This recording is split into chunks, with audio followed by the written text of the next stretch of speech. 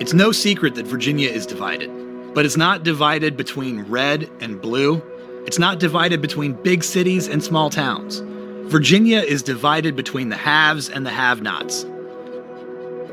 One side sends their kids to choice private schools, while the rest of us send our kids to schools that are underfunded and crumbling. One side can afford concierge service from their doctors, while we're lucky to see a doctor at all. And when COVID-19 hit, they got massive taxpayer-funded bailouts for their businesses, and we had to make do with thoughts and prayers. The more than 760,000 Virginians left unemployed by the pandemic. For too long, we've listened to career politicians and pundits tell us that there is no other way, but no more. In this primary, we can finally pick a governor that will fight for the rest of us, for the teachers and nurses, for shipbuilders, students struggling to make tuition, for everyone with a stack of bills on the kitchen table waiting to get paid. I'm running for governor so the rest of us can finally get what we need. We have had enough! So we can get what we deserve. I'm Lee Carter, candidate for governor, and I approve this message. Because a vote for me is a vote for the rest of us.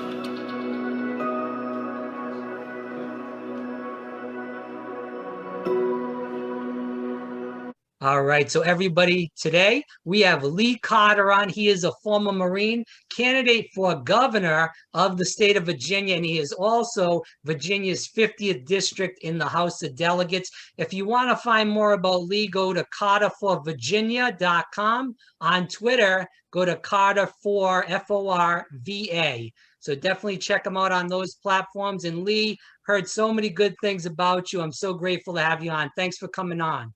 Of course. Thank you so much for having me. I do appreciate it. All right, so let's kick this around. Now, I did say a little bit about you in the intro, Lee, but can you tell the viewers a little bit more about you and what made you want to run this time? You know, I know you've done so many things in your life, I should say, but what made this time the right time to run for governor of Virginia? Well, the thing that people need to know about me is I don't come from a normal background for a politician. Right? I'm not a doctor or a lawyer. I'm not wealthy. I'm an enlisted guy, and I'm an electronics repairman. And I got involved in politics in the first place after I got hurt at work in the summer of 2015. And I had to deal with workers' comp, and it was that experience dealing with workers' comp that made me realize that something had to give. Right? The systems that were supposed to be there to protect people have just been washed away by corporate interests for far too long. And so I started going out and talking to people that I knew that sort of worked in and around politics and saying, what are you going to do about fixing our workers' comp system? And nobody had an answer. And it was a very Mr. Smith goes to Washington kind of thing, although I should have known that was a cautionary tale. But I decided if this is going to get fixed, it's going to have to be fixed by someone who's been there. And so I took on a fight that the Democratic Party said was impossible. I challenged a guy who had been in the House for 11 years. He was a member of Republican Party leadership at the time. And by building a multiracial working class coalition and talking to folks who had never voted in a General Assembly race before, we were able to turn this from a district that was gerrymandered specifically for this one, powerful Republican and flip it into the first seat to elect a socialist in the South in over 100 years. So, that's exactly the kind of fight that I'm bringing to this race for governor. I think that we're in so many crises in Virginia that have all just compounded on each other from, the crisis of housing affordability, which has been a thing for many years here, to police violence, to corruption, to now COVID-19 and the economic collapse following that. And there's just so many things stacked on top of each other that Virginians desperately need to change. And there was nobody else in the gubernatorial field that was talking about changing these things in a way that was big enough, that was convincing enough, that I felt that, the 8.5 million people who call Virginia home were going to be looked out for. And so I decided to throw my hat in the ring and say, you know what, I'm going to give people a chance to vote for someone who's really different for governor. What is going on in Virginia where they have that full Democratic Senate, Democratic House, and the Democratic governor, but they can't get anything done for the regular working person, for the regular person that, you talked about them. They don't have health care. They don't have that money. The minimum wage in Virginia is still, I believe, and you can correct me if I'm wrong, is still $7.25. It's crazy. So what the heck is going on there? Yeah, so I mean, so our minimum wage is about to go up, but it was one of those bills that it's very slow. It doesn't get us to $15 until 2026, and even then, it's only if the General Assembly passes it again. There's a fundamental difference in how the Republican Party operates with power and how the Democratic Party operates with power, right? The Republican Party, when they take control of a state, they have a laundry list of things that they do immediately. We're seeing it in New Hampshire, right? We're seeing it in Montana. The first thing on the list is they add a right to work law, right? They end free bargaining, and they say if you have a union, that union has to bargain on behalf of people who don't pay, and you can't get compensation from, right? And it's there intentionally to bankrupt unions. And it's this old racist law from the 40s, but what it does is it drives unions essentially out of business and allows big business to have free reign, absolutely free control over your working life and your working conditions. But they do it, not because all their members actually care about it. They do it because they know that you pass this law in a new state, 5 years later, Democratic voter turnout is 4% lower, right?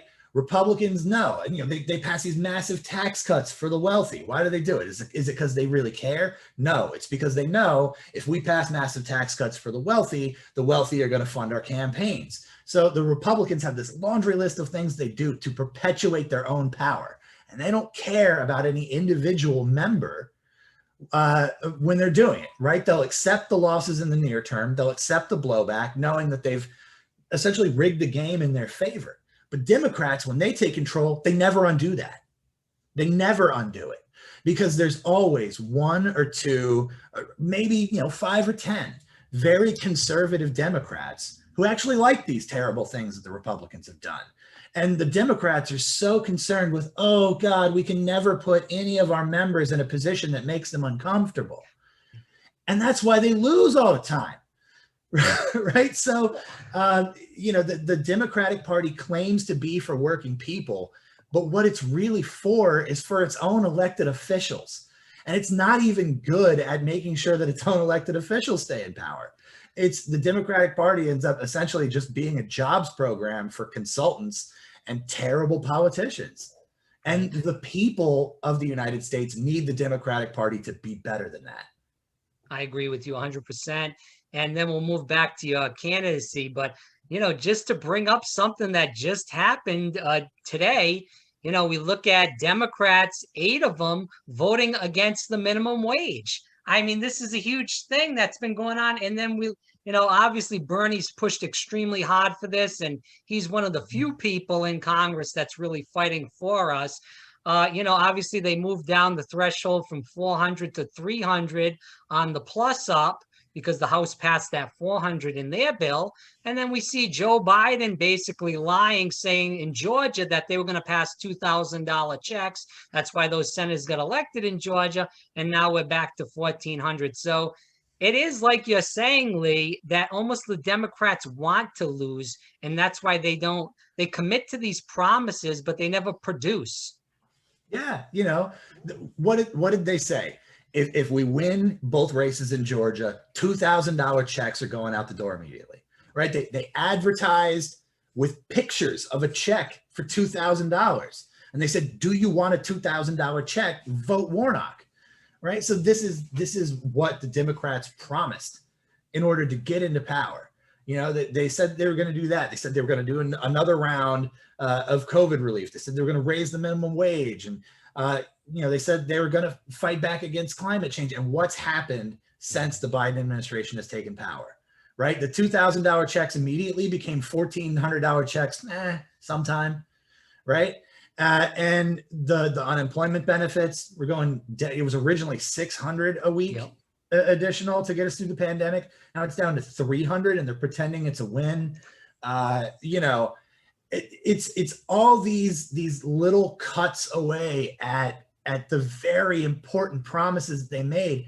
And frankly, it's because the people making these decisions are not the people that rely, you know, they're not the people for whom a $1,400 check versus a $2,000 check is a make or break difference, right? They're not the kind of people for whom getting the check in January when it was promised versus maybe March or April makes a difference. And, you know, it's the kind of difference that's not, you know, oh, maybe I get a nicer car, right? The kind of difference that it makes is maybe if that check comes right away, I get to keep the power on. But it's not those people that are making the decisions, right? It's this very, very small core of business people and lawyers that are at the heart of the Democratic Party, and they just don't get it. And the number one thing they're worried about right now is we can't make Joe Manchin uncomfortable. But screw that guy. He killed the minimum wage. Why do we care? Why do we care if Joe Manchin is uncomfortable? You know, make him be, if he's going to be the bad guy, if he's going to stop all these things, make him put his name on it. Right. Well, it's not even just that. We're looking at 17 million people due to the means testing of these checks are not going to get the checks again. So yeah, are you going to tell these people, yeah, go out and vote Democratic when Joe Biden just screwed a lot of these, you know, suburban people that were getting checks? You know, this is going by the 2019 tax form for these people that a lot of these people are laid off. They're not making that kind of money they made in 2019. So it's such a joke and it's a losing strategy. And I'm happy you're not participating in that strategy. I do want to get back into your candidacy. What is the platform? Can you tell the viewers that? Yeah, the biggest thing is that we really need political leadership that fights for the rest of us, right? Not those people with the political connections, not the doctors, the lawyers, the people that go to every Chamber of Commerce meeting, not that. They've got plenty of representation in our government, and that's the problem. We need someone who's going to fight for the people who are just trying to keep the lights on, for the people who are just trying to put their kids in a good school, just trying to see the doctor when they need to. And I'm the only candidate in this race who has never taken a single dime from any for-profit corporation or industry interest group. You know, there was back in the 60s and 70s, there was a former lieutenant governor named Henry Howell who used to say, Henry Howell don't owe nothing to nobody. And that's exactly what I aspire to. Lee Carter don't owe nothing to nobody except the 8.5 million people that call Virginia home. Because I don't take money from those big business interests. And so when we're looking at the crises that we're in right now, you know, there's a lot of ways that I'm going to be different from any of the rest of the field, and definitely any governor that has ever come before. The number one is we've got to completely rethink how we're doing economic development. For decades, Virginia has spent tens of millions, hundreds of millions of dollars every year. It goes up or down, but it's always a ton of money on these subsidies for big businesses that don't give back because they promise that they're gonna bring us jobs. You know, we gave $1.8 billion worth of cash, tax breaks, and infrastructure to Amazon to come into Arlington and Alexandria. And that was a place that doesn't have a joblessness problem, right? Arlington and Alexandria have an affordability problem. And we're telling Amazon, we're going to pay you to bring 30,000 more people in here to fight over the same exact houses. It makes the problem worse. We're going to stop that when I'm governor, right? We're not going to spend these millions and millions of dollars on big business anymore. We're going to take that money, we're going to put it directly into the hands of working Virginians so they can start their own employee-owned enterprises so that we control our own economy, not Jeff Bezos, right? That way, when the next crisis comes down the line, who are the business owners that are making the decisions about Virginia's future? It's the people who do the work every day in Virginia. It's you, it's me, it's, you know, the waitress at the diner, it's the guy pulling the lever at a factory, but they own the place that they work instead of being controlled by someone in New York or London or Tokyo, right? When we look at criminal justice reform, the United States incarcerates more of its people than any other country in history. And the overwhelming majority of those people are locked up by state courts, which means that state governments have the ability to change that. And as Virginia's next governor, I'm going to fight to make sure that, first of all, we're not incarcerating so many people, right? You know, I've been leading the way on criminal justice reform, including cannabis legalization, which it looks like we might get done in the next few years. But even if the General Assembly doesn't cooperate, I promise that if I'm elected governor, our prison population will go down by at least 30%, even if I have to sign thousands of clemency petitions myself, because that's a power that Virginia's governor has that our current governor is not using. We need to stop locking people up. We need to stop being a leader in mass incarceration and start being a leader in people reintegrating into society.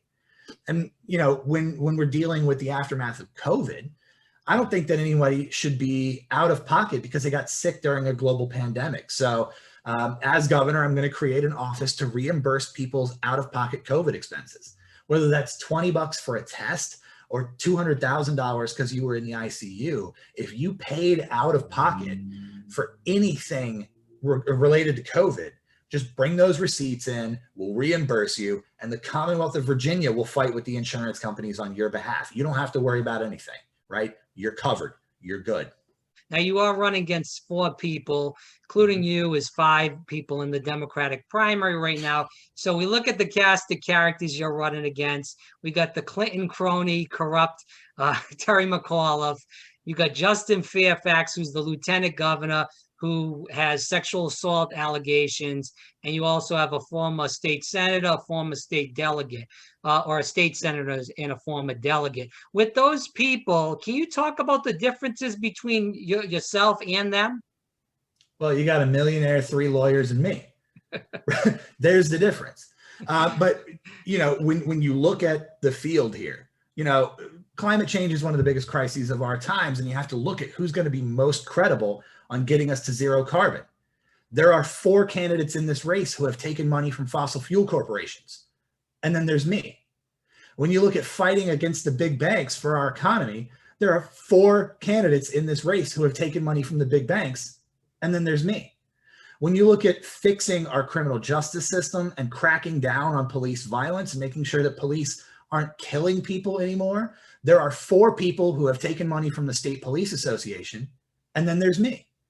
So on issue after issue after issue, you know, they can say what they want. They can talk a big game. Whatever their consultants are telling them plays well with the voters, they're going to say, but follow the money. And there's only one candidate in this race that's actually different, because I've never taken any of that money. I don't owe anything to those special interest groups. I never have, and I never will. What are you going to say to these people that say, and they're going to come out with those commercials, Lee Carter, too radical for Virginia? That's what they've been doing ever since I decided to run for the House. You know, I assumed from the very beginning, if you're to the left of Barry Goldwater, they're going to call you Joseph Stalin. Now, I didn't realize how literal that was. My first opponent actually sent out a mail piece to about 11,000 homes that had pictures of Marx, Engels, Lenin, Mao, Stalin, Carter, right? And all the copy on it was talking about my health insurance policy. Because if there's one thing people remember Mao for, it's health insurance, right? But this opposition that we get from the right wing, it's just cartoonish, right? It's this 1950s sort of McCarthy era. You have to be afraid the Reds are coming to get you. And, you know, I'm just fighting to make sure that the Commonwealth of Virginia is the kind of place where everyone can live and work and not have to worry about how they're going to put food on the table, not have to worry about how they're going to make the rent, not have to worry about whether or not they can afford a doctor or put their kids through college, and not have to worry about whether they're going to be discriminated against based on who they are, who they love, or who they were born to be.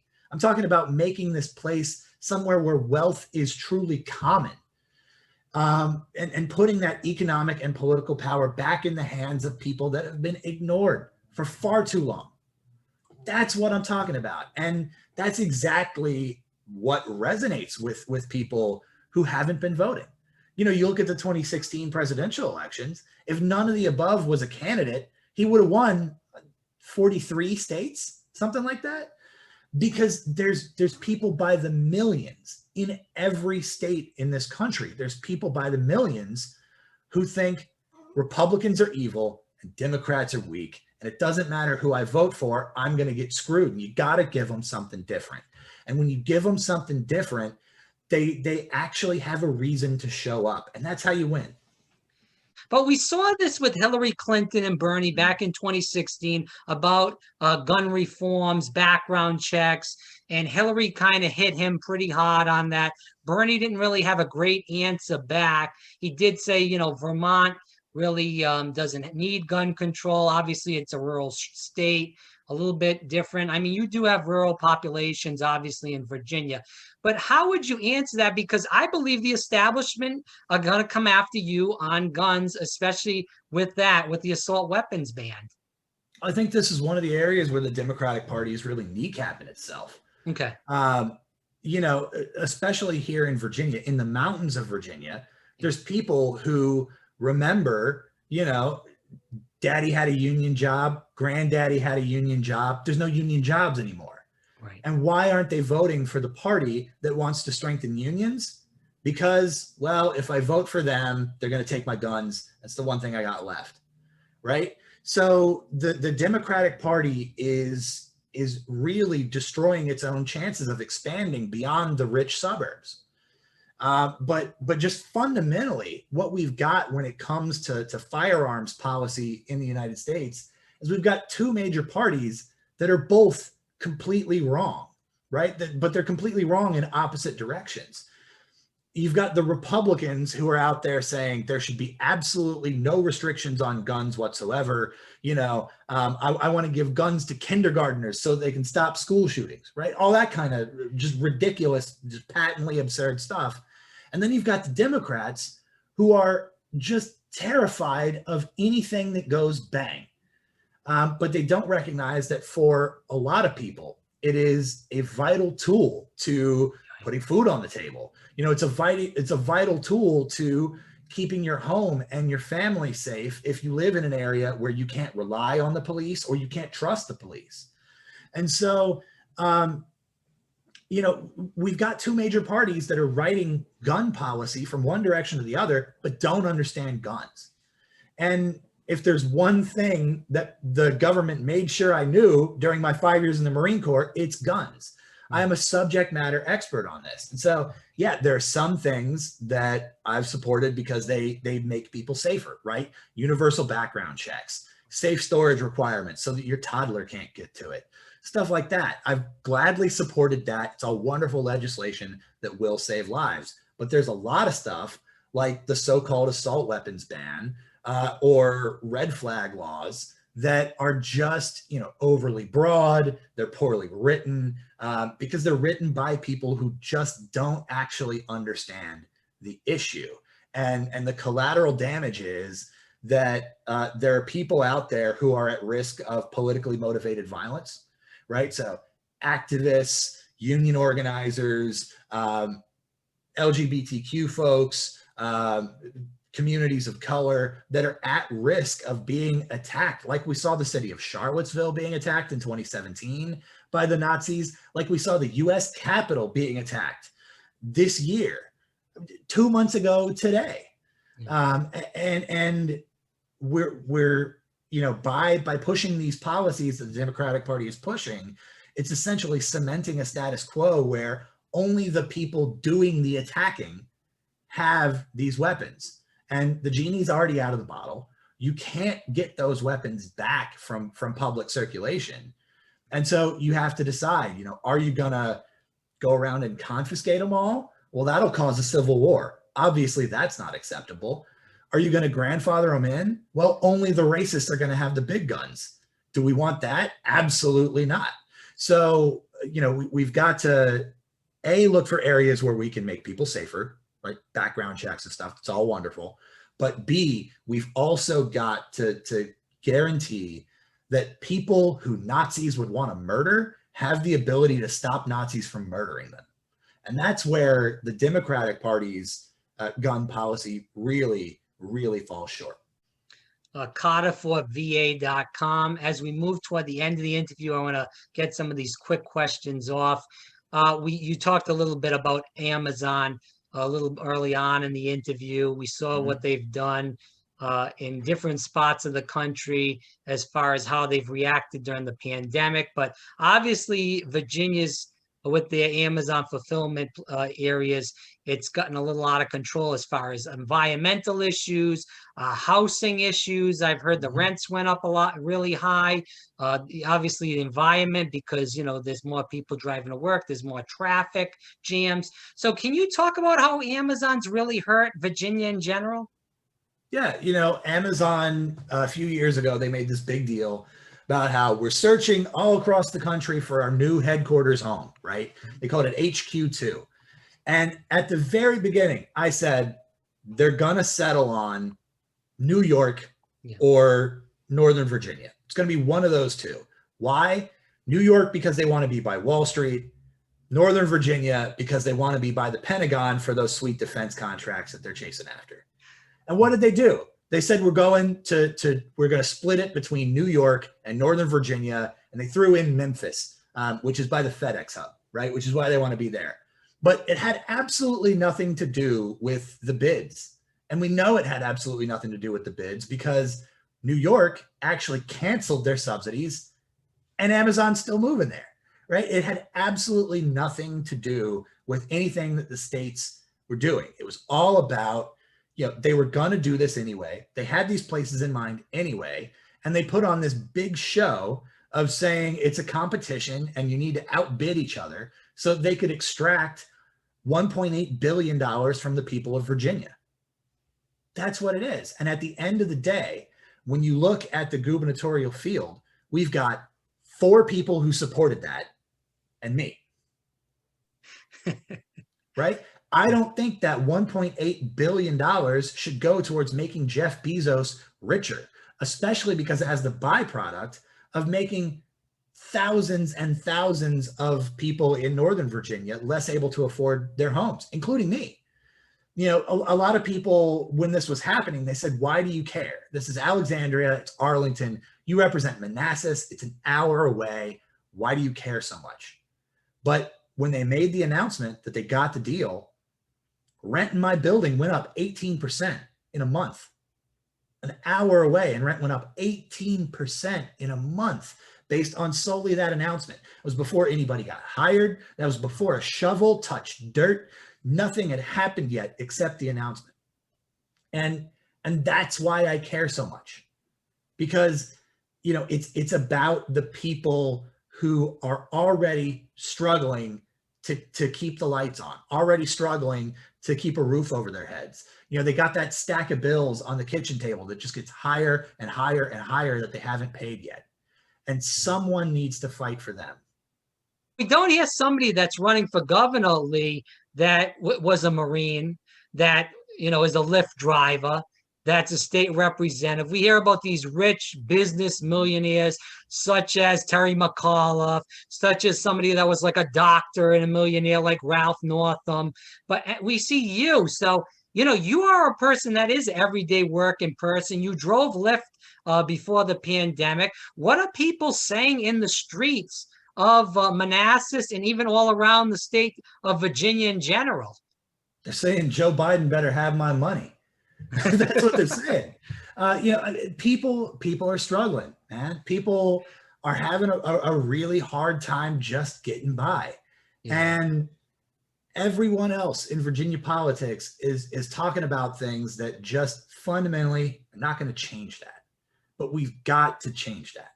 This is the wealthiest country in the history of humanity, right?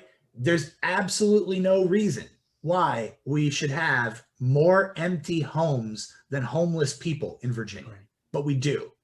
There's absolutely no reason why Virginia should have 5 out of the 10 cities with the highest eviction rates in the country, right? 5 out of the 10 highest eviction rates in the country are in Virginia. There's absolutely no reason why Jeff Bezos has more money than any other person ever.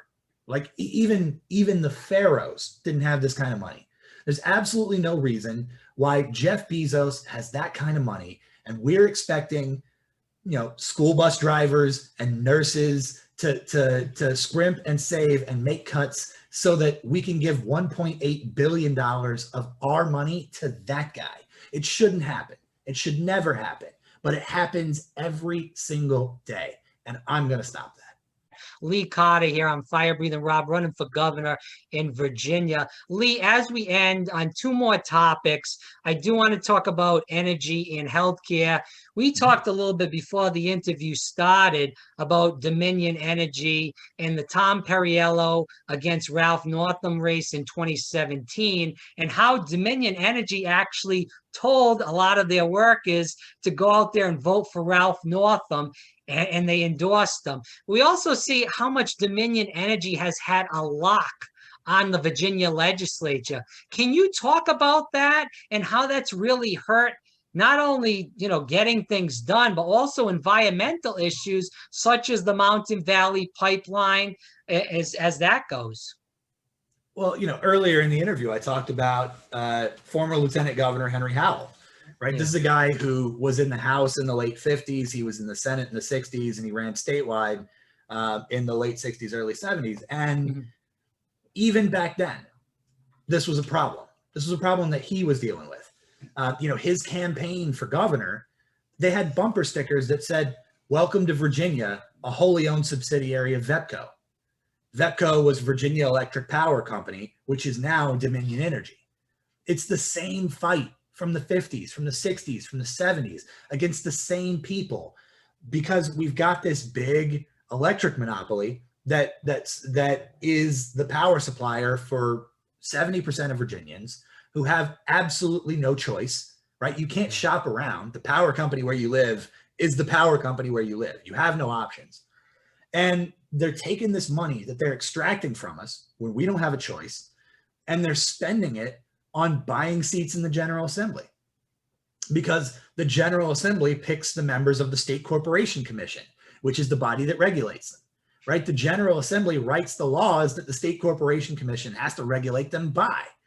And we get these bills year after year after year where Dominion is saying, hey, we've got this project that we think is going to be really great for our investors. And we've been bragging to our investors about it for, 3 years now. And the State Corporation Commission told us no, but we're going to put a bill through the General Assembly that says the State Corporation Commission has to rule it in the public interest.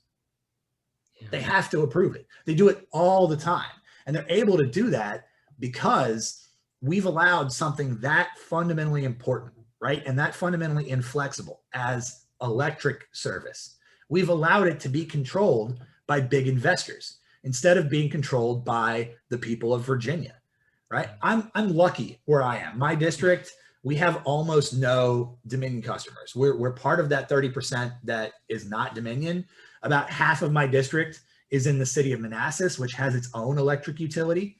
And most of the other half of the district is on a cooperative, Northern Virginia Electric Cooperative. And there's absolutely no reason why that model can't be everywhere in Virginia, except that people don't want to make Dominion mad because Dominion has too much political power. But why does the power company have that much influence over the bodies that regulate it? It shouldn't. It's absurd. It's backwards on its face, but it's the reality that we're dealing with here in Virginia, that we've been dealing with for decades. It's the reason why Virginians pay more for their power than anyone else, just about anyone else in the country. And our power is dirtier than just about anywhere else in the country. And it's got to stop. Lee, let's end on healthcare. I know that you're probably a Medicare for All guy as a Democratic Socialist, but, bringing that to Virginia is going to be hard. Obviously, with the people that you're dealing with in the legislature, if elected governor, when elected governor, I should say. But Lee, my thing as governor, these people in the legislature are going to tell you, say, hey, if you bring Medicare for all, look what happened in Vermont. They had Medicare for all, they passed it, and it went, fell into shambles. California, they passed it in the state house. And I believe, no, they passed in the state Senate, and then it failed in the state house. But what are you going to say to these people that say, hey, it failed in Vermont, California is one of the most liberal states in the country. They couldn't get it done. How the heck are we going to get it done here? Well, the system didn't fail in Vermont. The politicians failed in Vermont, right? Vermont, they passed the law, but then they repealed it before it ever went into effect because the insurance companies came in and they spent millions and millions of dollars and they put all this pressure on the legislators to overturn it because they knew if this passes, we're never getting another dime out of Vermont. It was existential for the insurance companies at that point. But when you look at our healthcare system, right? Virginia pays more for healthcare than any country on the world stage that's comparable to Virginia does, right? You look at comparisons of countries that have an economy like the state of Virginia, and the closest comparison is Austria. We have about 8.5 million people. They have about 8.5 million people. Their GDP, plus or minus 5% of ours. It fluctuates every year, but that's the range, right? So it's a very, very good analog for the kind of economy that Virginia has. They have a universal healthcare system, and we don't. Their universal healthcare system is one of the most expensive in Europe. Other Europeans say we don't want to be like Austria because look how expensive it is. It's 30% cheaper than ours. The worst one is 30% cheaper than what we've got, and it covers everybody, and ours doesn't. We have 500,000 Virginians with no health insurance whatsoever. We have 1 million or 2 million Virginians who have health insurance and can't afford to use it because their premiums are too high, their deductibles are too high, their copays are too high. But there's absolutely no logistical reason for that to be the case, right? It's all political. I would obviously prefer to have the feds implement Medicare for all because they've got the economy of scale, right? They're dealing with 330 million people instead of 8.5 million. Right. So they can do things cheaper. They're the currency issuing authority. They don't have a balanced budget requirement. So in a crisis, they're better able to continue funding it than Virginia is. But logistically, it can be done at the state level. And so, I'm going to fight to make sure that we do it at the state level so that we can shame the feds into acting. Because if Virginia steps forward and becomes the first state in the nation to guarantee that, not just access, not just affordability, but guarantee when you need a doctor, you can see a doctor. If we do that, steps away from the nation's capital, then it's going to remove all the excuses for everywhere else in the country, right? Then people are going to start saying to their congressmen, what the hell are you waiting for? Virginia did it. You're telling me the federal government can't figure this out? Virginia did it. It's not like it's outside of what people are used to here in Virginia either. Virginia has the highest portion of military and veterans of any state in the country. And what I'm talking about is a healthcare system that works like it did while I was on active duty, right? People here know TRICARE. They love TRICARE. So when I talk about it with Virginia voters, I'm saying, hey, you can call it Medicare for all. You can call it TRICARE for all. I don't care as long as grandma can go see a doctor and get her insulin, right? So that's the way we've got to talk about it. We've got to talk about it in terms of, not, oh my God, it's this radical departure. It's no, the insurance companies are ripping us off. They have been ripping us off. And this other model is staring us straight in the face. That's cheaper, that's better, and it covers everybody. There's no reason to keep getting ripped off anymore. Carter for VA.com. Last question, Lee. Can you give the viewers some hope here? There's a lot of progressives that watch this. They're down in the dumps. Bernie lost. Biden's presidency, in my words, is a joke right now. And it looks like it's not going to get much better. The Democrats look like they're going to probably get swamped in 2022. Can you give the viewers a little bit of hope? Yeah, and I think that hope comes at the state level. Everybody always thinks about the federal level because it's the big sexy thing, right? Yeah, it's the shining light that draws them off. But where actual decisions are made that really impact people's lives, it's at the state level, it's at the local level, right? When you're talking about tearing down low-income housing to put up a Walmart, that decision is made by a city council or a county board. It's not made by the president. When you're talking about whether or not you're able to join a union that will fight for you. Most of that labor law is set at the state level, not the federal level. Although, the feds really should repeal Taft-Hartley, but that's a whole other thing. When we're talking about whether or not you're going to spend 3-4 hours a day sitting in traffic, breathing in smog, or whether you have a train that you can, walk 2 blocks to the train station to get to work every day and sit down and drink a coffee and read the paper while you're getting to work. Those decisions are made at the state level, not the federal level. So if you really want to change people's lives, you've got to take power at the lowest levels possible, the levels where we are closest to the people that are impacted by our decisions. If we do that, then we're going to be able to put ownership of business into people's hands.